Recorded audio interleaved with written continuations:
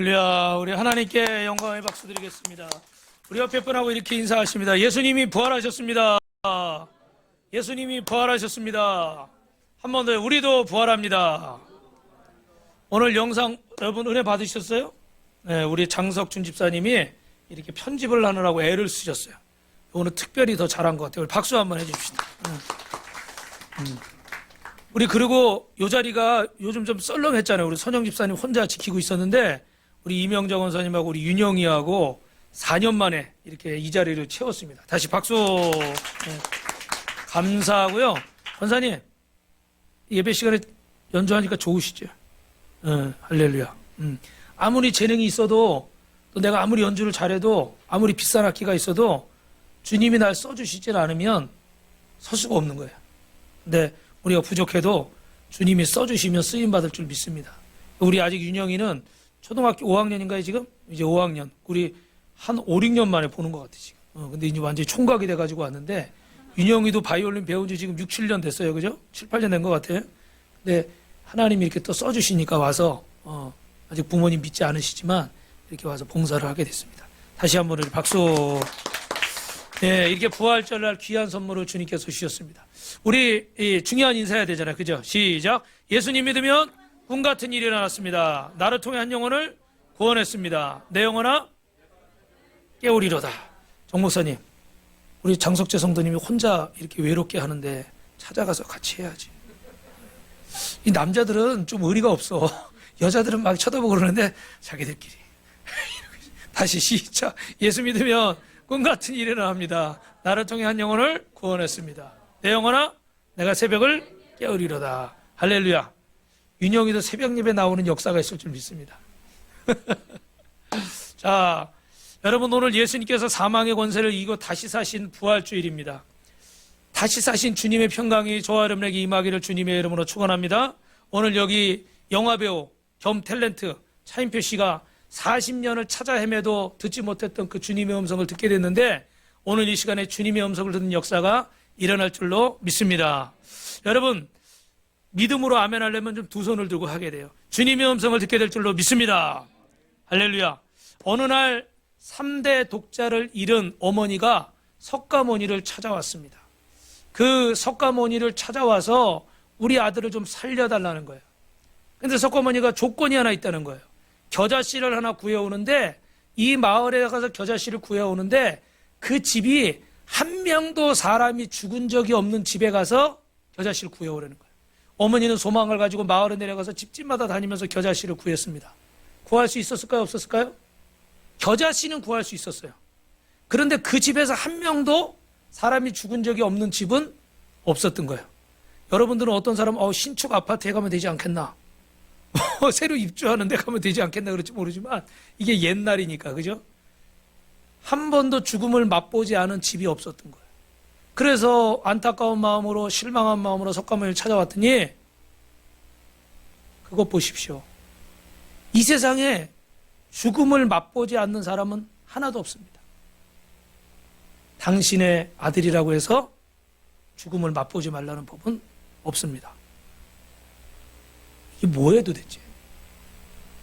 이거 뭐예요? 그거 뭐라 했잖아요. 이게 뭐야 그런 거 있잖아요. 뭐죠? 갑자기 생각이 안 나네. 이게 뭐요? 그 있잖아요. 이게 똥이야 된장이야. 죄송합니다. 이게 도대체 왜 이러는 거예요? 왜 이런 말을 한 거예요? 사람은 다 죽는다는 얘기를 하고 싶은 거예요. 굳이 이걸 꼭 그렇게 해야 될까? 당신의 아들도 죽을 수밖에 없다? 과연 이 말을 하기 위해서 필요했을까? 석가모니는 45년간 설법을 하다가 80사 때 쿠시나가라라는 곳에서 음식을 잘못 먹어서 식중독으로 죽었습니다. 그의 제자 중에는 아난다라는 유명한 제자가 있는데 그 제자가 이 아픈 이 스승을 보고 스승님이 떠나면 저희는 누구를 의지해야 됩니까? 이러고 막 안타까워했어요.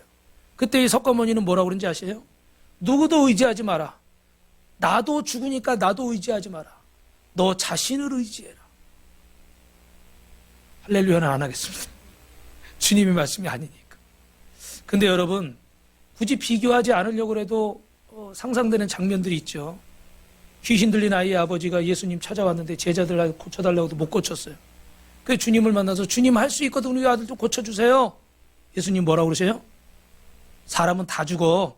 네 아들이라고 안 죽겠냐? 사람은 다 아파. 너라고 안 아프겠냐? 이렇게 말씀하지 않으셨어요. 뭐라고 그래요? 할 수 있거든요. 무슨 말이냐?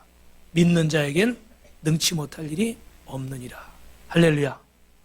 옆 사람하고 인사합니다. 주님께는 능치 못할 일이 없습니다. 인생을 한번 태어나면 죽게 되는 거 맞습니다. 그래서 히브리서 9장 27절에서 사람이 죽는 것은 정해진 것이고 그 후에는 심판이 있느니라. 그래서 사람들 가운데는 나 하나 죽으면 그만이지 그런 사람들이 있어요. 그런데 여러분 잘 들으세요. 이게 아주 위험한 생각인 거예요. 무슨 큰 죄를 지은 우리나라의 유명한 사람들도 보니까 끝에 가서 안 되니까 자살을 해버려요. 자살을 해버리면 여러분 법적으로 어떻게 됩니까? 혐의 없음 그리고 사건이 종결돼서 그것과 연관됐던 사람들은 다 무죄가 돼버리는 거예요.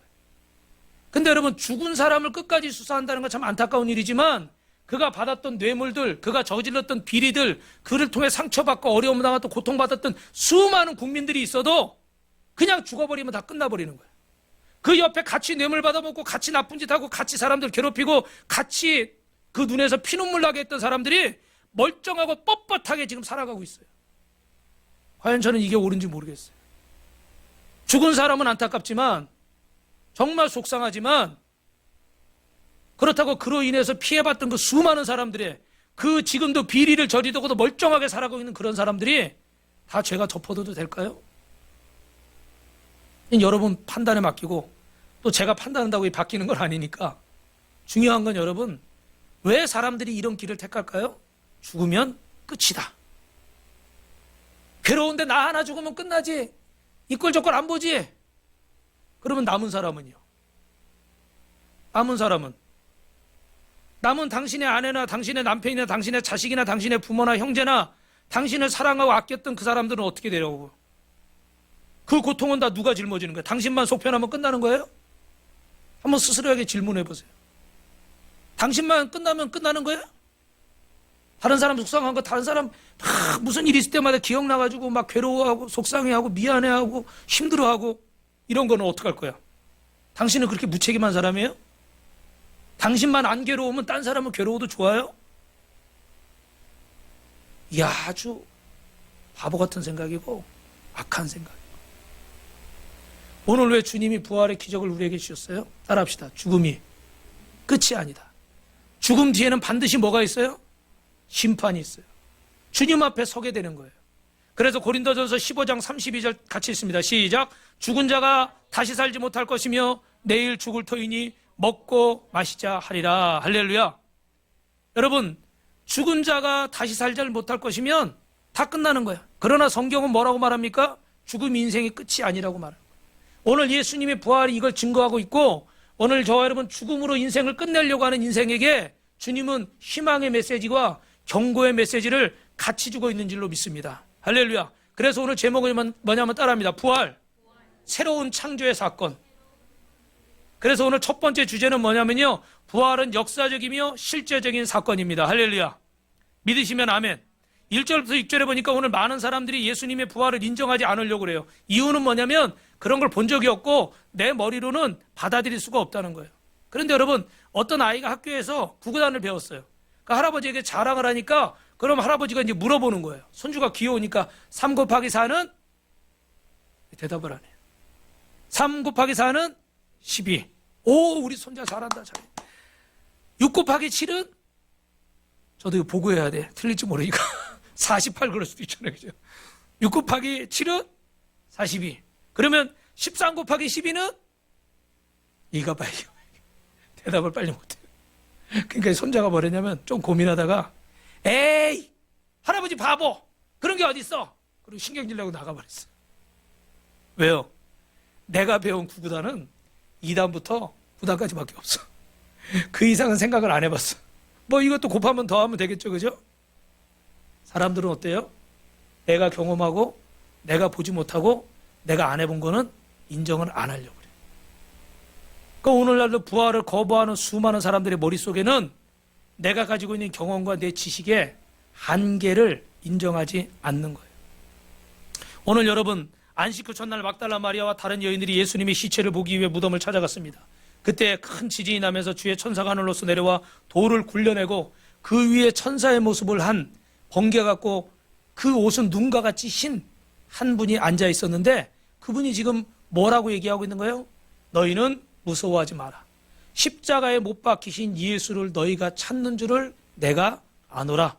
그가 여기 계시지 않고 그가 말씀하셨던 대로 살아나셨느니라. 와서 그의 누우셨던 것을 보라. 끝났어요. 왜 아멘을 안 해? 보라. 보라. 또 무슨 말이 나올까 막 기다렸어요. 당시 의사인 누가도 이 사실을 사도행전 1장이나 누가복음 1장에서 총독 데오빌로에게 자세히 전하는 내용이 나와 있습니다. 그런데 오늘 성경 뒷부분에도 우리 나오지만 이 부활의 역사적인 사건임을 부인하려는 사람들이 많이 있습니다. 그래서 대표적인 건 몇 가지 소개하면 예수님은 완전히 죽은 게 아니라 기절한 상태였다는 거예요. 그런데 서늘한 데 가서 이렇게 눕혀놓으니까 그 무덤 안에서 있다가 정신이 들어서 깨어서 나왔다는 거예요. 그럼 깨어서 나왔으면 어떻게 보든지. 근데 여러분 어떻게 해야 됐어요? 예수님이 십자가에 못 박아서 막 피를 흘리시고 있는데 그 다음 날이 안식일인데 빨리 안 끝나니까 로마 군병들이 기다리다가 어떻게 했습니까? 창으로 옆구리를 찔렀어요. 그래서 그 안에서 물과 피가 흘렀다고 그랬어요. 왜 물과 피가 흘렀냐면 시간이 죽은 지가 이미 많이 되니까 심장에서 혈액을 뿜어서 돌려야 되는데 안 돌아가니까 피와 물이 어떻게 돼요? 분리가 됐어요. 그래서 피와 물이 같이 나왔다고 했어요. 원래 죽은 지가 얼마 안 됐으면은 찔르면 뭐가 나올까요? 당연히. 백혈구, 적혈구가 있으니까 붉은 피가 나와야 되는 거예요. 근데 분명히 피와 물이 나왔다고 했어요.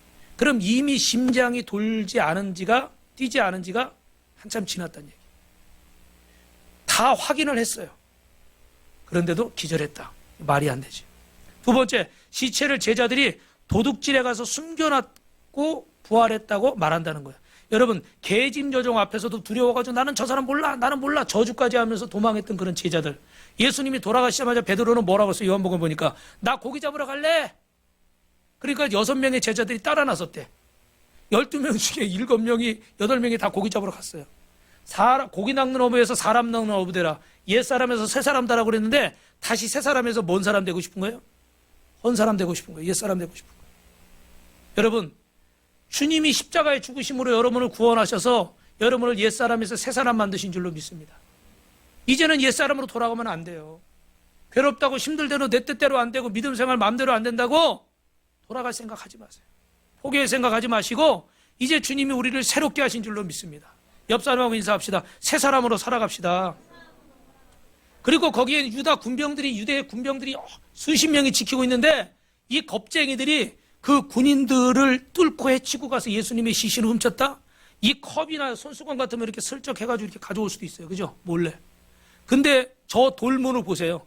장정 몇 사람이 물어야 굴릴 수 있는 돌문이에요. 왜? 시신이 들어가야 되니까. 사람들이 이 시신을 가지고 들어가야 되는데 돌문이 얼마나 크겠어요. 그죠? 근데 그걸 굴려내고 그 시신 요만한 것 같으면 집어넣지만 그 사람이 죽으면 어때요? 무게가. 엄청 무겁잖아요. 그죠? 그런 시신을 들러매고 나오는데 거기 병사들이 수십 명이 지키고 있는데 제자들이 어떻게 투명 인간이에요? 말이 안 되는 얘기죠. 세 번째로 부활을 목격한 사람들이 환상을 봤다. 우리가 좀 어둡거나 뭔가 좀 멀리 있거나 그러면 잘못 볼 수도 있어. 우리 TV에 가끔 뭐 UFO 나타났다고 그래서 보면은 나중에 이렇게 사진 이렇게 전문가들이 분석해 보면 뭐 이게 잘못 본 거죠. 그죠? 그런 것들 많이 잡히잖아요. 근데 그것도 한두 사람은 잘못 볼 수 있어. 그런데 예수님은 때와 장소가 틀리게 제자들을 비롯해서 500명이 넘는 사람들에게 나타난 줄로 믿습니다. 여러분, 오늘 우리 중에서 누구 한 사람이 뭘 보고 얘기하면 우리가 안 믿을 수 있어요. 근데 이 자리에 있는 우리 모두가 다 같이 오늘 한 장면을 봤어. 할렐루야. 할렐루야. 우리 건너편에 있을 때 성도들 중에 한 분은 그 간 경화로 굉장히 이 복수가 이렇게 차가지고요. 매일 이렇게 배를 내밀고 잠바 이만한 거 입고 다니는 우리 집사님 계셨어. 근데 그분에게 기도하는데 하나님께서 어떤 은혜를 주실 것 같아요. 그래서 교회에 이렇게 어떤 재계약하는 문제에서 그 사명을 맡기고 감당하시고 기도하시면 하나님이 역사하실 수 있습니다. 근데 참 이런 얘기는 조심스러워요. 왜냐하면 이건 노름이 아니에요. 뭐 한번 해봐서 되면 하고 안 되면 말고 투기가 아니거든요. 뽑기가 아니에요. 확신이 있었어요. 그래서 그렇게 말씀을 드렸고 그분이 순종해서 가서 이렇게 광주까지 가서 재계약을 하고 이렇게 딱 올라왔어요. 오는 길에 제가 알고 있는 목사님이 전주에서 교회 겸 기도원을 새생명 교회를 기도원을 하고 있었어요. 그래서 그곳에 같이 예배드리고 같이 기도해드렸어요. 그리고 올라왔는데 이제 하나님이 역사하셔야 돼요. 근데 일주일, 2주일이 지났는데요. 이분이 복수가 싹 사라졌어. 할렐루야. 우리 여기 증인들이 여러 사람이 있어요. 그런데 진짜 임산부처럼 죄송합니다. 이렇게 배가 이렇게 나와서 항상 잠바를 입고 다녔어. 근데 이분이 그날은 이런 마이를 탁 입고 여기 이거 있잖아요. 이거 무슨 모자죠? 일본 순사들 쓰는 것 같은 그런 모자 있잖아요. 도리구찌. 전문 용어가 나왔습니다. 하여튼 잘 모르겠지만 도리구찌를 쓰고 이렇게 마이를 딱 입고 깜짝 놀랐어. 깜짝 놀랐어. 완전히 딴 사람이 이게 어디 갔는지. 근데 이게 이뇨제를 먹고 이게 약을 먹잖아요. 병원에 주는 의사. 의사가 깜짝 놀라는 거예요. 당신 어디가 수술했냐고. 그리고 이 물이 찼다고 그냥 빼면 안 돼요. 여기 또 우리 몸에 영양분들이 같이 있기 때문에 그냥 빼면은 기절하는 경우도 있어요. 몸에도 안 좋대요. 그래서 조금씩 주사로 빼도 빼는데 한 번에 빠질 수가 없는 거야. 근데 이게 완벽하게 빠져버렸어. 할렐루야. 근데 여러분 이걸 제가 혼자 봤다 그러면 여러분이 안 믿겠죠. 근데 우리 사모님도 있었고 우리 정 목사님도 있었고 우리 전도사님도 있었고 할렐루야. 이 증인들이 허다한 거예요. 한두 사람이 본 게 아니기 때문에 부인할 수가 없다는 말씀을 드리는 거예요. 마지막으로 탐요설이 있어요. 무덤이 여러 개니까 헷갈렸을 것이다. 다른 무덤에 가서 무덤이 비었다고 얘기한 것이다. 근데 여러분 아리마대 요셉이라는 사람이 굉장히 큰 부자였습니다. 그래서 자기가 장사 지내려고 준비해놓은 무덤인데 여러분 부자들이나 왕들의 무덤은 어때요? 저 선릉 같은 데 여러분 가보시죠. 그죠? 어마어마하잖아요. 그죠? 막 멋있게 해가 나가지고 한눈에 봐도 이건 구분이 되는 거예요. 그리고 또 하나는 거기 병사들이 수십 명이 지키고 있었어요. 그런데 만약에 잘못 봤다 그러면 병사들도 없었고 무덤도 우리 공동묘지 가면 어떻게 돼요? 다 비슷비슷하잖아요.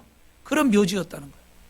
그런데 아리마대 요셉의 묘지에 붙었기 때문에 그거는 말이 안 되는 거예요. 그러니까 참 이런 것도 따라합시다. 지나고 보면 다 뜻이 있습니다. 진짜 그냥 평범한 묘지에 다른 공동묘지에 다른 것처럼 똑같이 묻었다 그러면 수백 개가 만약에 있다 그러면 어떻게 돼요? 헷갈리죠. 헷갈릴 수 있어요. 그런데 아리마대라는 사람이 준비해 놓은 아주 특별한 묘지에 주님을 안치시켰기 때문에 이 말은 말이 안 되는 거예요. 여러분 사람들은 온갖 이유와 조건들과 자기들의 생각을 붙여서 주님의 부활을 부인하려고 해요. 성지순례를 갔는데 거기 어린아이도 가고 일반 성도들도 가고 신학교 교수도 갔어요. 근데 신학교 교수는 좀 스타일이 어때요? 좀 깐깐하고 학문적으로 막 해석하려고 하다 보니까.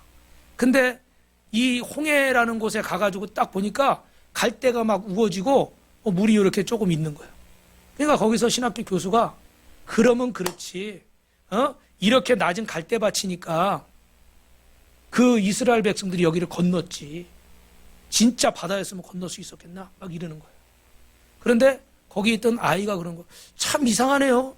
그럼 이런 요렇게 낮은 갈대밭에 그 많은 애굽의 병거와 말들과 군사들은 다 어디 갔을까요? 이해되세요? 무슨 말인지? 거기 애굽에 수많은 병거와 말과 군사들이 수장됐거든요. 그래서 실제 역사를 봐도 애굽의 그 나라가 기운 것이 이때를 기점으로 해서 그 뭐라고 그래요? 나라의 이런 것이 확 기울어 버렸어. 이 사건 때문에. 왜요? 이 군사들은 그때 경쟁력이고 국가에 어떻게 해요? 이런 국력이잖아요. 그죠? 근데 이게 나라가 확 쪼그라들었어요. 그런데 그 많은 사람들이 다 어디 갔냐는 거지. 그 많은 말들과 그 많은 마차들이 어디 갔냐는 거예요.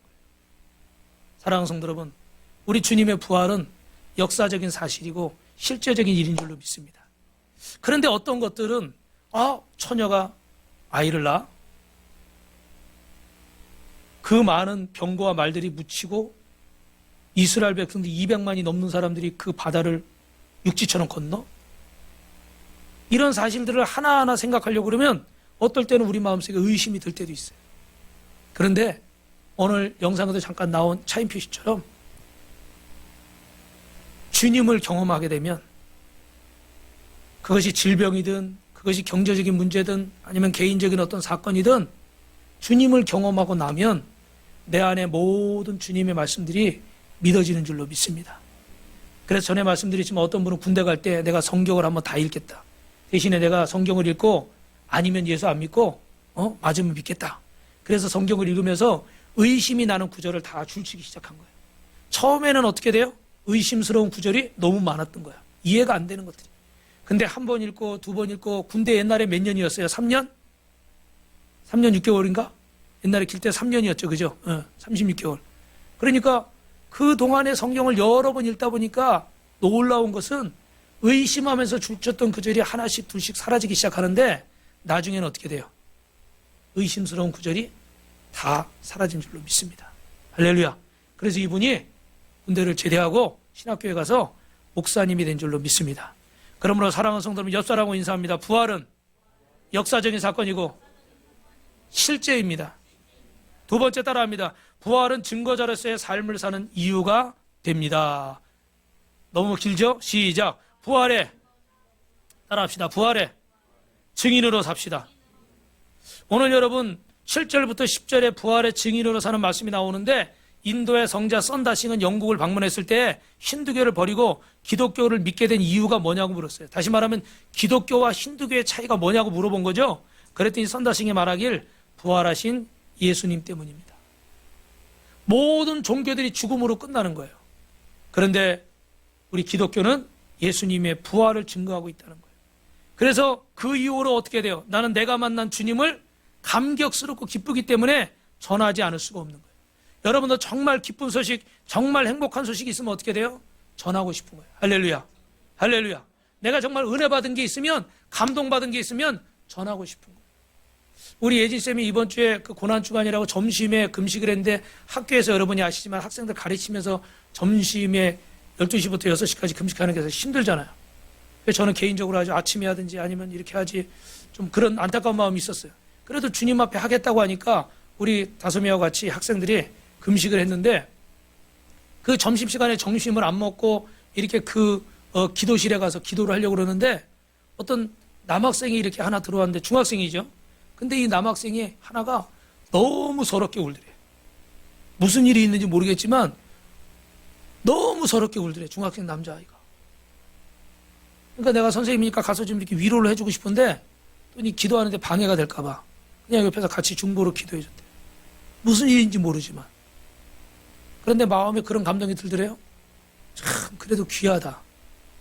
무슨 일 때문에 저렇게 우는지 모르겠지만 사실 중학생이면 아직 어린 나이인데, 저 어린 나이에 다른 친구들은 막 공차고 밥 먹고 놀고 까불고 이러고 있는데 혼자 기도실에 와서 하나님 앞에 이렇게 기도를 하는 거죠.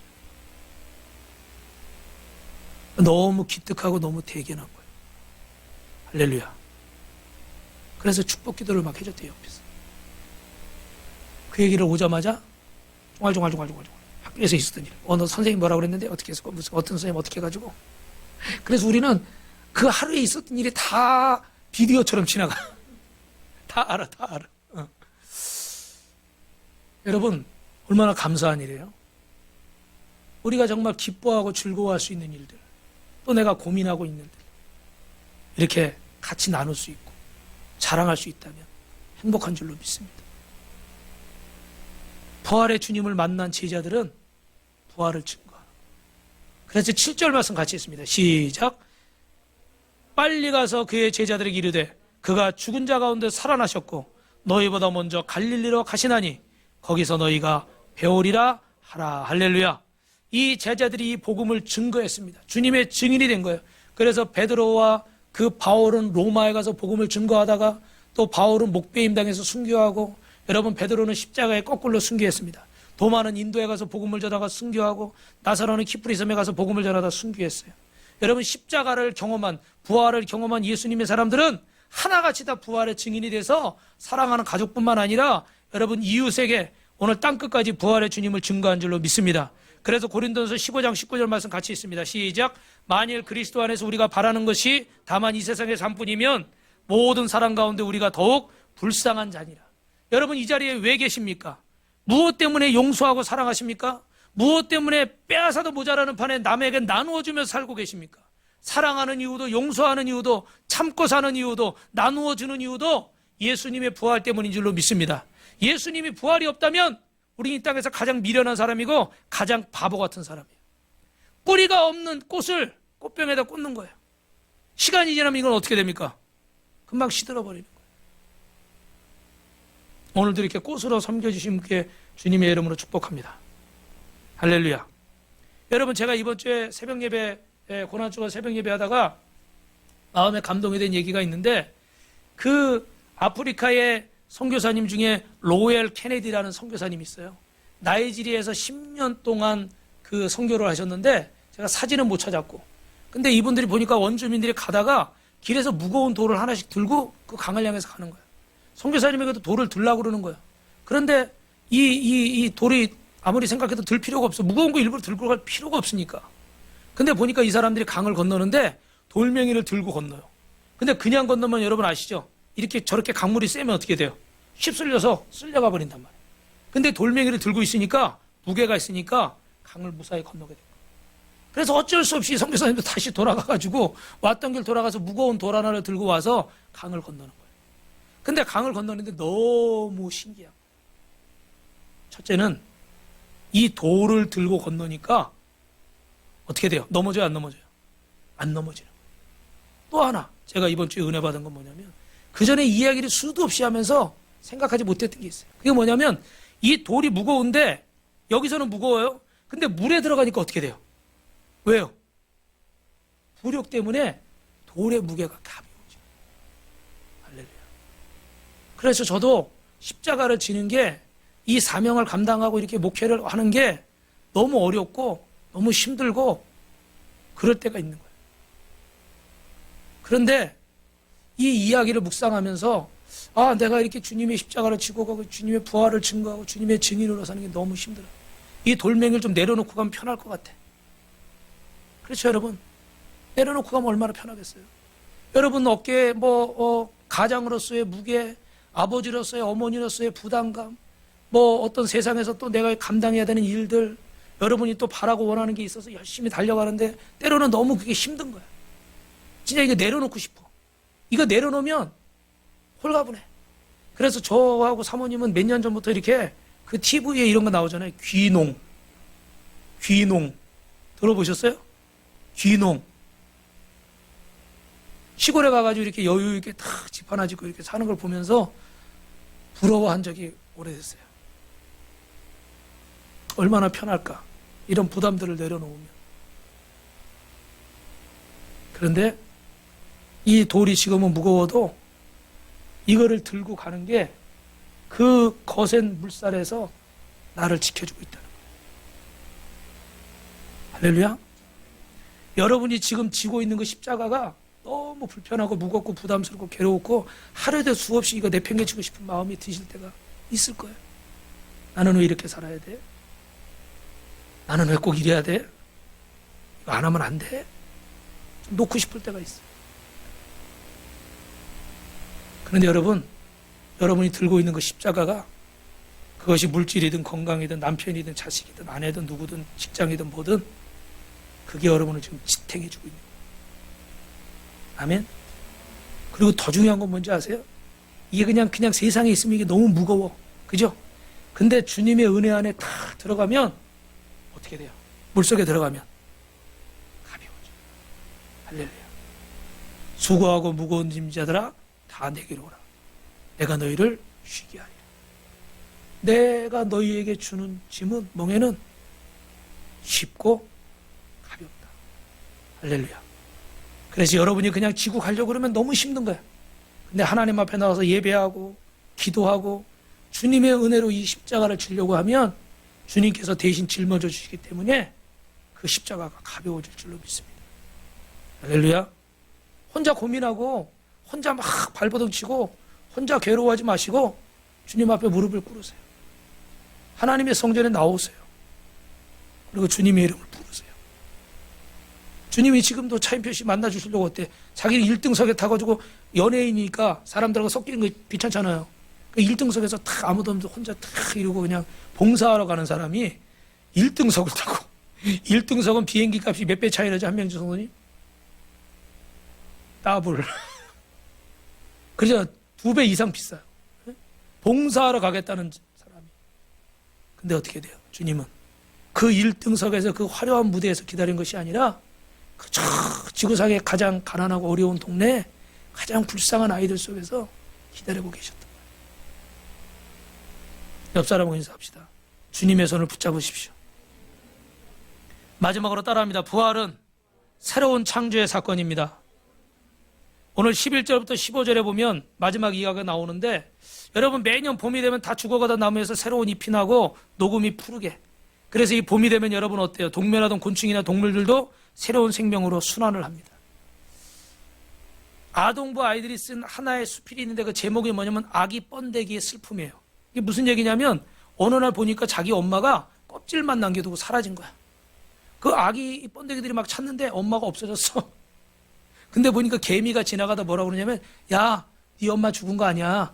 네 엄마 이렇게 껍데기 벗고 저기 저 날아가는 저 멋진 나비가 됐어. 그러니까 이 아기 번데기들이 처음에는 엄마 죽은 줄 알고 실망했다가 어떻게 돼요? 그 나비가 돼서 홀랄랄하더니 아름다운 그 엄마를 보면서 소망을 갖게 되는 거지. 할렐루야.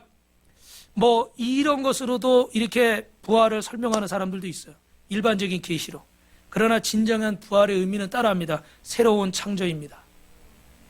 따라합시다. 부활을 목격한 사람들마다 새 사람이 되었습니다. 그래서 여러분 예수님을 부인하고 계집여종 앞에서 비겁하게 도망했던 베드로도 부활하신 예수님을 만나고 나니까 뭐라고 그래요? 예수님을 하나님을 살리신지라 우리가 다 이 일의 증인이 되었도다. 할렐루야. 그래서 거꾸로 십자가를 지고 로마에서 복음을 전하고 순교하는 거예요. 오늘날 수많은 사람들이 부활하신 예수님 만나에 변화되어 새 사람이 되었습니다. 그래서 오늘은 여러분이 잘 아시는 한 사람을 소개하려고 그러는데, 여러분이 잘 아시는 우리나라의 이어령 교수예요. 이화대학 명예교수였고 문화부장관까지 하시고 작년에 주님의 부르심을 받았습니다. 그런데 이분이 73세의 세례를 받았는데 그 딸이 미나 씨가 국제 변호사였는데 주님을 만나고 이렇게 목사님이 됐어요.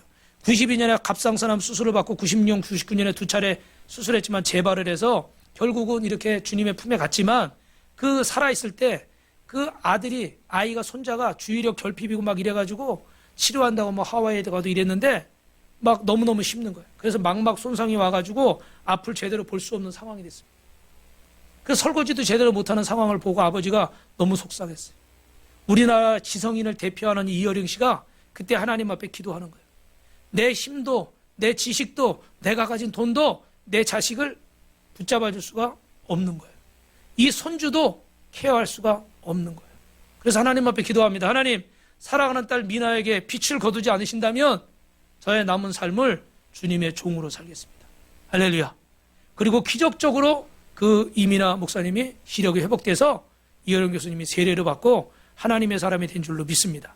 뭐 이분은 뭐 좀 어려운 얘기지만 뭐 안가주망, 뭐 대가주망, 그래서 안가주망은 우리가 그 이성적으로 현실에 뛰어들어서 이 세상을 변화시켜야 된다.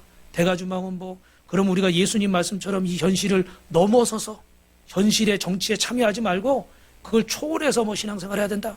아주 신학적으로 어려운, 머리가 아주 복잡한 얘기들을 많이 하시는 분이에요. 그런데 이분이 이렇게 한 시대를 이렇게 살았던 유명한 석학이 예수님을 만난 뒤에 그의 인생이 새롭게 되었습니다. 뭐라고요? 새롭게 됐어요. 그냥 달라진 게 아니에요. 그 인생이 새롭게 됐어요. 그래서 2006년에 개간한 시인세계에 어느 무신론자의 기도라는 시를 실었는데 거기 나온 내용을 제가 짧게 소개하겠습니다. 이렇게 돼 있어요. 하나님, 나는 당신의 자단에 꽃 한 송이 촛불 하나를 온전히 올린 적이 없습니다. 날 기억하지 못하실 겁니다. 그러나 하나님, 모든 사람이 잠든 깊은 밤에도 당신의 낮은 숨소리를 듣습니다. 그리고 너무 적절할 때 아주 가끔 당신 앞에 무릎을 꿇고 기도합니다. 사람은 별을 볼 수는 있어도 그것을 만들 수는 없습니다. 하나님, 바람개미를 든 채 잠들어버린 유원지 아이를 말입니다. 하나님, 어떻게 저 많은 별들을 만드셨습니까? 그리고 처음 바다의 물고기들을 놓아 헤엄치게 하실 때 당신의 손으로 만드신 저 은빛 날개를 펴고 새들이 일제히 하늘로 날아오를 때 하나님의 마음은 어떠하셨습니까? 이 작은 한 줄의 시를 쓰기 위해서 발톱처럼 무디어진 가슴을 찢어야 하고 코피처럼 진한 후회와 눈물을 흘려야만 하는데 용서하십시오.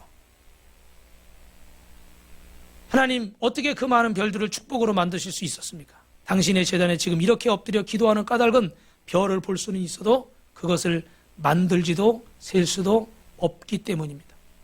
좀 더 가까이 가도 되겠습니까? 하나님, 당신의 발끝을 가린 성스러운 옷자락을 때 묻은 이 손으로 조금 만져봐도 되겠습니까? 그리고 그 손으로 저 무지한 사람들 가슴속에서 풍금소리를 울리게 하는 한 줄의 아름다운 시를 쓸 수 있도록 허락해 주십시오. 이분이 지성에서 영성으로 이런 책도 썼는데, 참 저도 이 책을 보면서 참 유식한 분이다. 같은 말을 해도 참 좀 멋있는 그런 표현이 있잖아요. 어려운 그런 좀 용어들을 사용해서 쓰다 보니까 읽으면서도 굉장히 제가 놀랍더라고요. 그런데 그런 대단한 분도 주님을 만나면 새로워지는 거예요. 할렐루야. 여러분, 여기 저는 한 구절이 계속 와닿는데 그게 뭐예요? 우리는 별을 볼 수는 있어도 만들 수는 없어. 별사탕은 만들고 솜사탕은 만들 수 있지만 별을 만들 수는 없어. 천지를 창조하시고 만물을 주관하시는 하나님이 우리와 함께 하시는 줄로 믿습니다. 오늘 저와 여러분, 마지막으로 이 부활의 사건을 목격하고 주님의 증인이 되시길 축원합니다. 새 사람으로 살아가시길 주님의 이름으로 축원합니다. 여러분, 베드로는 뻔뻔하게 3번이나 주님을 부인했지만, 너무 창피하고 부끄러운 인생이었지만 예수님을 만난 후에 새롭게 시작됐어요. 주님은 그의 과거를 묻지 않으셨습니다. 그리고 내 양을 먹이라. 내가 나를 사랑한다면 가서 내 양을 먹어라. 부활의 증인으로 새롭게 살라는 거예요. 여러분이 똑같은 직장을 다니고 똑같은 집에서 똑같은 학교를 다니고 똑같은 인생을 사는 것 같지만, 여러분, 부활의 주님을 만난 사람은 그 인생의 목적과 가치관이 변하는 줄로 믿습니다. 돈 버는 목적이 변해야 되고 그 돈의 가치가 달라져야 되는 거예요. 새로운 사람으로 살아가야 되는 거예요. 똑같은 사람으로 산다면 주님의 죽으심이, 주님의 부활이 의미가 없습니다. 사도 바울은 이렇게 얘기합니다. 어찌하든지 죽은 자 가운데서 부활을 이루려 하노라. 오늘 이 아침 부활을 하신 주님을 만나시기 바랍니다. 여러분, 고린도서 15장 우리 55절부터 57절 마지막으로 읽겠습니다. 시작. 사망아, 너의 이기는 것이 어디 있느냐? 사망아, 너의 쏘는 것이 어디 있느냐? 사망에 쏘는 것은 죄의 권능은 율법이라. 우리 주 예수 그리스도인의 우리에게 이김을 주시는 하나님께 감사하노라. 부활의 주님을 만난 여러분은 두려울 것이 없습니다. 죽음마저도 급고한 줄로 믿고 여러분의 생명과 여러분의 인생과 모든 것을 주님의 손에 맡기시고 기도로, 예배로, 찬송으로 주님 앞에 나가게 되시기를 주님의 이름으로 축원합니다. 축원합니다.